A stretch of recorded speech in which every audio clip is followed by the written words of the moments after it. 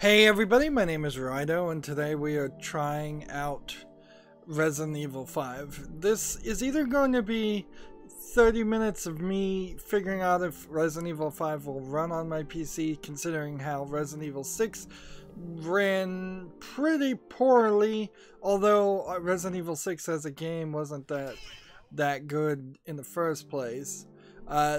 Here on this test, I'm looking at the fixed benchmark of the game, and it's giving me like 180, 190 frames per second. Oddly enough, if you do the other benchmark, that is the variable benchmark, it goes well into the 200s, 300 frames per second. So theoretically, my PC should be able to run everything as it is at 1080p, 60 Hz, unlocked frame rate, anti-aliasing. Let's go ahead and just turn that all the way up while we're here. Everything else is at high except for motion blur. Now, I'd much prefer to be playing Resident Evil 4, but that doesn't run on my computer either.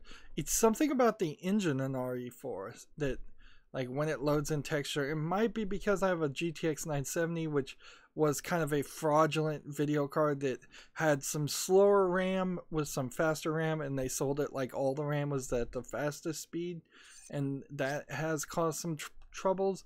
But most games it doesn't cause a problem at all. The only other setup I really want to say is that I prefer to be playing Resident Evil 4 because I just played Evil Within, which the creative director of Evil Within made Resident Evil 4. He probably worked on RE5 too.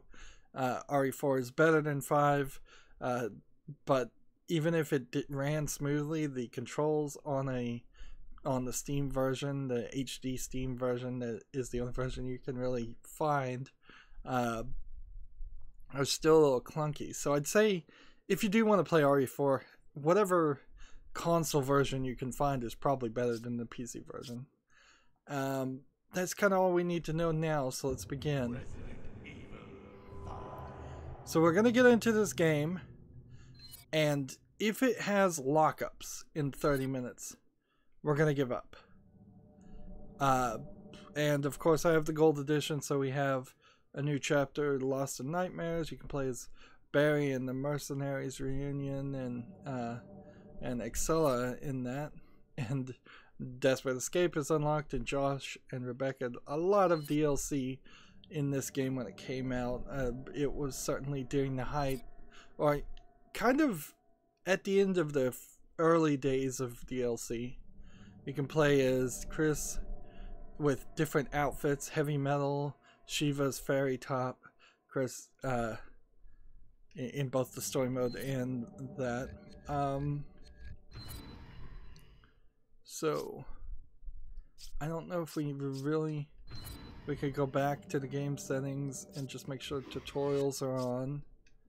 Audio sounded fine to me, so hopefully that stays the same. Screen setting and brightness we'll leave alone.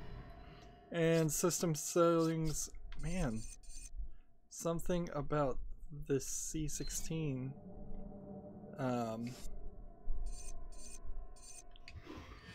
like, interesting. Every time I try to change it to C16, it switches back. Interesting. Like, I can change it to 8, but I can't do anything more than that. Interesting. Windows Live profile, useless now because Windows Live doesn't exist. And I guess that's all we need to do. Let's get in here. New game. Organize and sell all the items we have. We don't have any items right now. Purchase special items with bonus. With your points, we don't have any of that. Extra content is versus and extra figures. And special settings are, I imagine, the costume select. So Chris Redfield is part of the Resident Evil series, and so he's the familiar returning hero. And then Sheva Alomar is sadly kind of only in this game. And that that kind of sucks. She should have been the main character, but I can certainly understand the hesitance to have an action horror game be run by a female during that time, especially an unknown female. I think that's probably more of the case that she's unknown than it is that she's female. We could run around in this costume the whole time. That would be silly. And she can run around in this business outfit. I thought they said it was a fairy outfit. See, that looks more like a fairy outfit. This looks like a Tomb Raider ripoff. And filter selects. We could, if we at some point unlock some different filters to make the game look more horrific, maybe black and white. And we spent a lot of time here. Now, for me, this would probably be the third, maybe fourth time I've played Resident Evil. Resident Evil games, particularly 4, 5, and 6, are designed to be played through multiple times. If the controls work, I should be able to do this on normal. And there might even be enough entertainment in this game to play it a second time through veteran. Network online. Go ahead and just turn that off. This is a co-op game. The Evil Within was not a co-op game, but you did have a co-op partner following. Rogue is how we'll be playing. And attack reaction. I imagine that there are points when your partner will tell you, like, good job, nice hit, and we'll just leave those off for sanity's sake.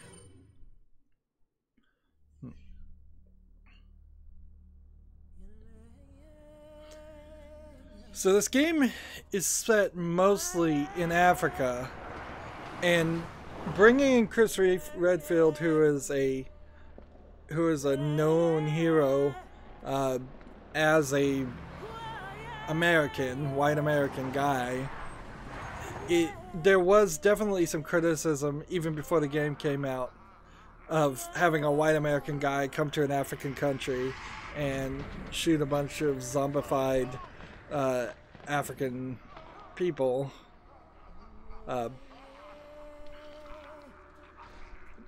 I think a lot of that criticism was overblown because they're zombies more than anything else. And so you see here in the first cutscene, there's a person who's being a victim of genetic engineering of some kind of zombie plague, and getting turned into a monster. And while the way to defeat the zombies is to shoot them, it is not your intention to shoot normal, healthy human beings. I should have seen it coming. It didn't take long after the fall of the Umbrella Corporation for their bioweapons to end up in the hands of terrorists. A new era of bioterrorism descended upon vulnerable countries, shifting the balance of power throughout the region. People in the destabilized areas soon feared another incident like Raccoon City was inevitable. As panic spread, governments of the world turned to the Global Pharmaceutical Consortium, which formed the anti-terrorism unit BSAA. So this is the introduction of BSAA and the fall of Umbrella. Even though in RE6, like, Umbrella's still seems like it's around, and even in RE7, Umbrella has been still made into a new kind of company. It's an honor. Just Chris, thanks. So you'll be accompanying me to the destination? Yes. Tensions are running high ever since the change in government. I'll bet. Intel says it's a haven for terrorists now. This looks pretty good. BSAA or not. For as old as this game is. I'm sure you'll do just fine. So even the game comes out and say, I'm your partner, I'll put him at ease. His old partner was Jill Valentine, who apparently is dead. You okay? Yeah, sorry. It's nothing. Let's go. In hindsight, if you would go back in time and make Resident Evil 1, you would put someone of African descent and just a more diverse cast to fix that problem. But, I mean, it can only be really addressed, and I think I'll only address it in this first episode. It is what it is. You don't have to get touchy. Let's go. There is one thing I do know. I have a job to do, and I'm gonna see it through. This idea of bioterrorism actually didn't go anywhere in the Resident Evil story. In fact, none of the story really went anywhere. It went off the rails and eventually just fell apart as an idea. Interesting. It didn't do anything until I hit the controller, and then it kind of skipped right into the game. There's a black market weapons deal going down in Kituju. That's where Irving will be. Alpha team has already infiltrated the area, and you will be going in as backup. Rendezvous with your contact at the butcher's shop. You can gear up and get briefed on the mission there. So we have some standard Resident Evil crows, and we have walking through a city that's just full of kind of shady looking people, a lot of guys. One thing that might be interesting is to keep an ear out for when they're speaking foreign language, how many words are actually spoken, because when I was doing the benchmark test, I found that the zombies were only able to say about 5 words over and over again. That might have just been for the benchmark, but it might be that they didn't pay the voice actors to say anything. I don't know this. I don't believe this is set in a real world African country. And right now we are in just kind of an introductory cutscene. You can see they're beating something in a bag. There's a lady behind the fence.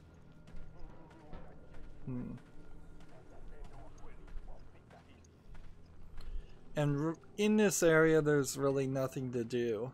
It's just a pretty cutscene to show the vast increase in graphics compared to Resident Evil 4. And this is kind of a callback to RE4, where a siren sounds and everybody disappears.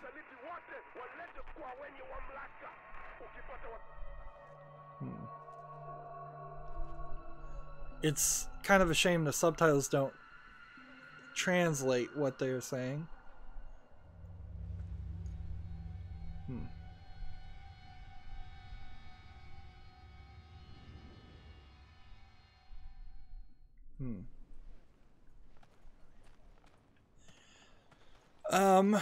It's rather fast to establish that the world would be full of people and then turn around and say, no, just kidding, there aren't going to be any people around except for enemies.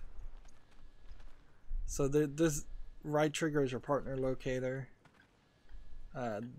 right bump is your map, left trigger, left bump not working, X, A, Y, and B not working. The funny thing is, in RE6, a lot of this stuff just reappeared and was just kind of randomly added. This Redfield. Go around to the side door. Like, Chris, this way.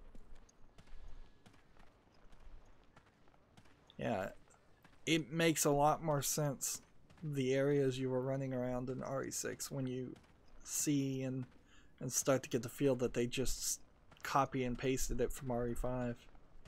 They really did a bad job on that game.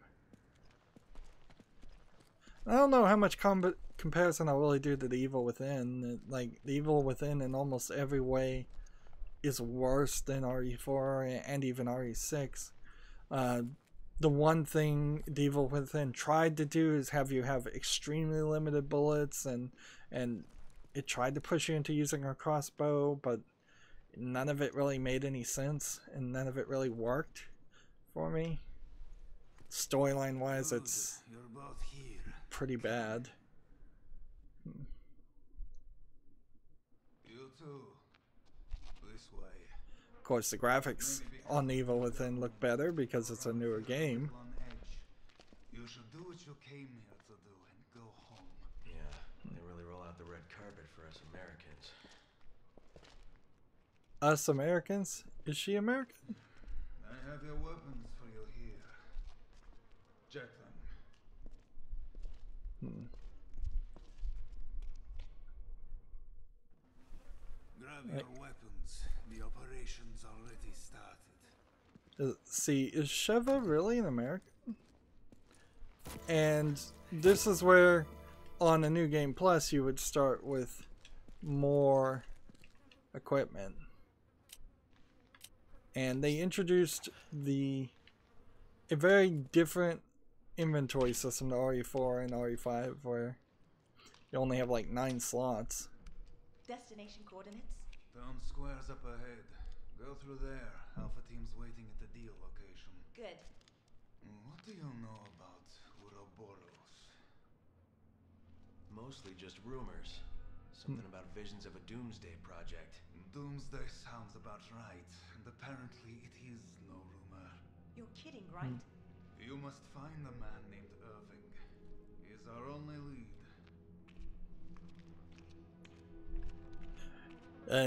Even the headset he's wearing nowadays looks old-fashioned. Wow, that's how old this game is. So we can investigate. Swarming with bugs, it looks rotten. That's... So, inventory-wise, Sheva has her own inventory, and I'll effectively be controlling both of us. You have this knife that the Evil Within never had the knife, and that was, I think, a major problem with the game. Is once you ran out of bullets in a scenario, that knife is super necessary, and you learn relatively quickly what are the type of things that actually break and will give you things. But you can run your knife. It smells rancid. It must be the heat that does it.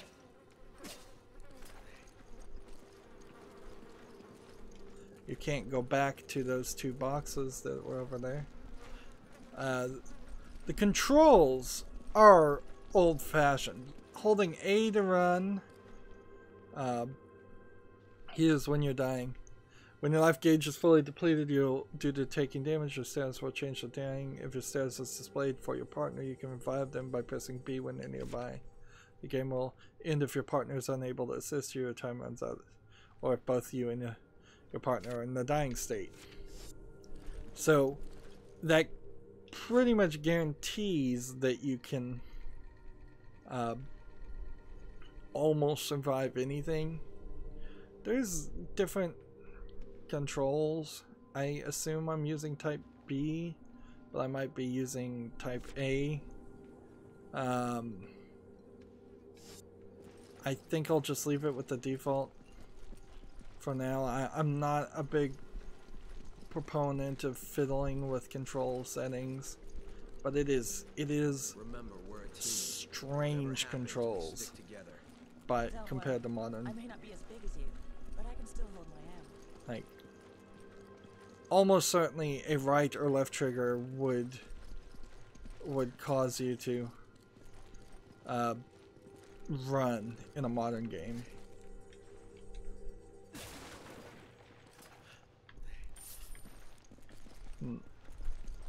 The stranger controls also kind of make sense though, because this is a game that is a little bit more built around the idea of taking your time and aiming and not messing up. So here's your standard first opportunity to shoot a crow.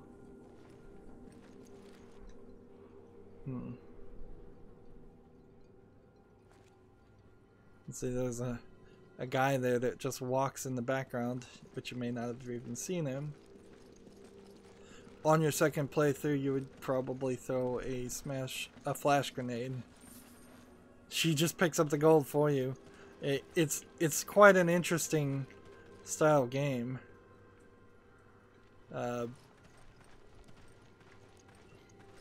Like, why have this partner that does everything for you and spend all that extra time to program in a co-op partner? This is also the full admission that there's not really going to be any real horror in this game. There'll be grotesqueness, certainly. Some strange butchery going on, which maybe is an artifact of them trying to harvest and grow more bioterrorism things. You know, Sheva has a instance of walking to a place and not doing anything. The good news is friendly fire seems to be off, at least for the knives, so you can just run up there and slice away to your heart's content. These herbs are your life. You can combine them to make life extensions with yellow, or full life with red. But unlike RE4, I don't believe you can do a red, yellow, and green in this game. They definitely made some changes. Did you hear that? It came from that building. And so she just starts to run. And so I start to run. Remember, they're just here to stop a terrorist weapons trade-off. Nothing bigger. Now these red doors would require both players to be at the door. And these cutscenes are rendered much higher resolution than what even the game can do now.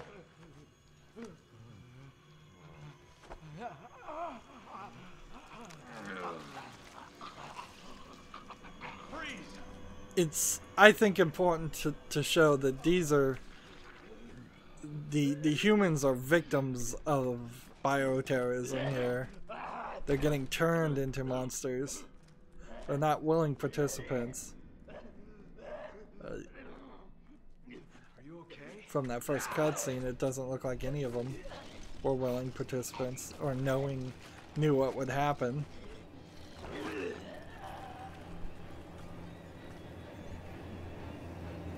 And it's kind of the same plan as RE4. Have a small isolated area completely taken over by zombies, intelligent zombies. Although these are different intelligent zombies than the previous intelligent zombies.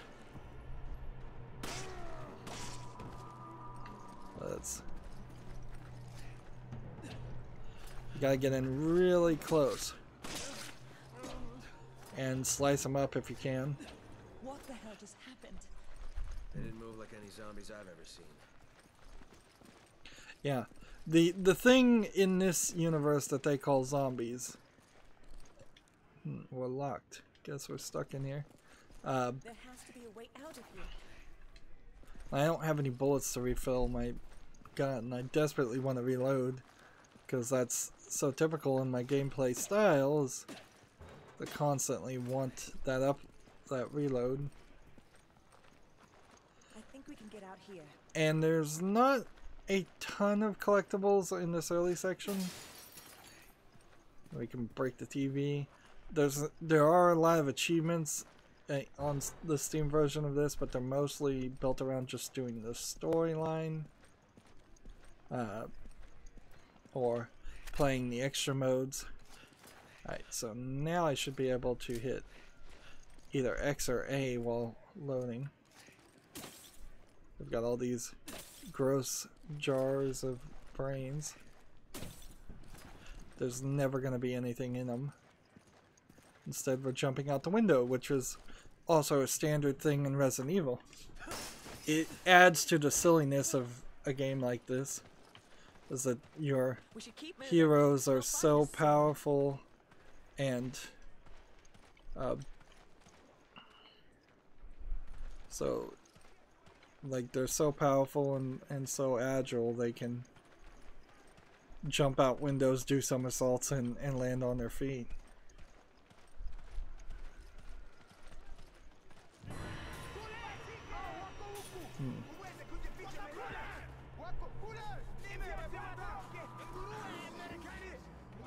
So in another cutscene. We need to get to that house.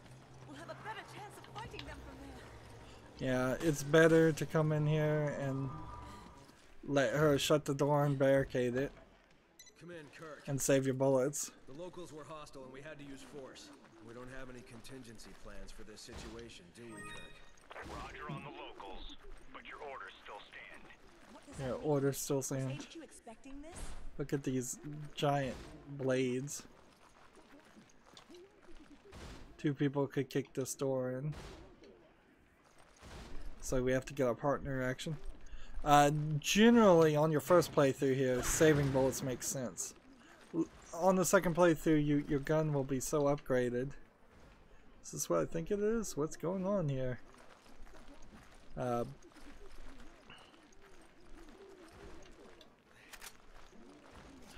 Now, at a certain point, you might want to hand some bullets over to Sheva, because or you can just wait for her to pick up some herself. And if you listen to the muffled sound out there, this is where it starts to sound like they just say the same thing over and over again. Ooh-ah, ooh-ah, ooh-ah. There's a mouse, but short of having a flash grenade or bringing out the knife and trying to kill it, I don't see a real reason to.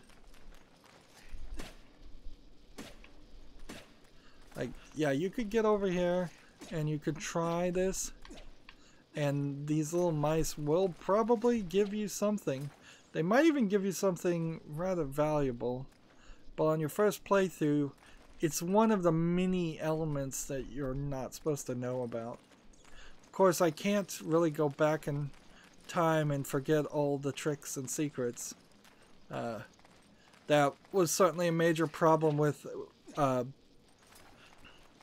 Evil Within, is that even when I was looking for well, nobody just killed the mice and they didn't drop anything.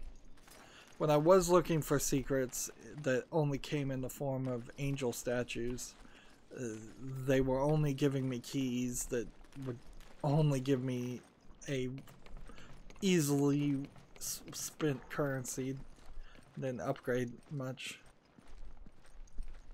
Pick up partner. Just tell her to pick it up.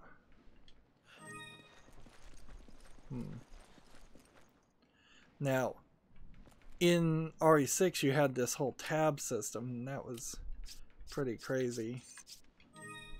So, green and red. The other element will certainly be that you don't have I don't think you have a salesman in this game. So that is something to also be aware of. On top of which, I don't think you want to give your partner health because they'll waste it.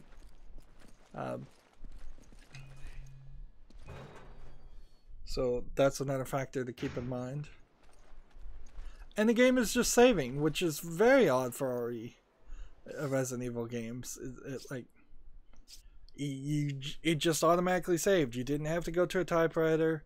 The Evil Within, you had to go to the safe room and go to effectively a sign-in sheet to save your game. Here, you just go through a checkpoint and it auto-saves you, and you're fine. And you're good. And speaking of being good, with maybe the idea of maybe I'll eventually change some of these settings. There's nothing going wrong here. The graphics look very good for how old this game is. Everything seems to be working fine in Aliasing 8X. We haven't seen any lockup or anything. It takes a little bit of a slow burn to get into the game. All intros to RE games are often kind of slow, but it's not too bad. And yeah, I'm really surprised and really happy at least one of the Resident Evil games in the last 4 recent games runs, and that certainly gives me some hope if I ever get around to playing Resident Evil 7, although playing RE7 is kind of its own thing and doesn't really connect to anything right now. We'll have to see what Resident Evil 8 decides to be. That's going to be it for this recording. The series will continue. As always, I ask you to like, share, subscribe, comment, and watch every second of my videos. If you want a friend or follow me on basically any social media sites, there's a whole bunch of links down below. Thank you for watching. Have a good evening.